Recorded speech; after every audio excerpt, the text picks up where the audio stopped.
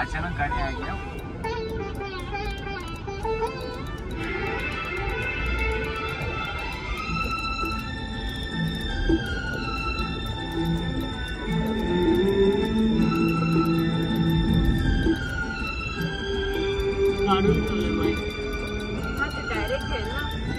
अरे बाबा लयच येड्यावानी करायला लागलाय।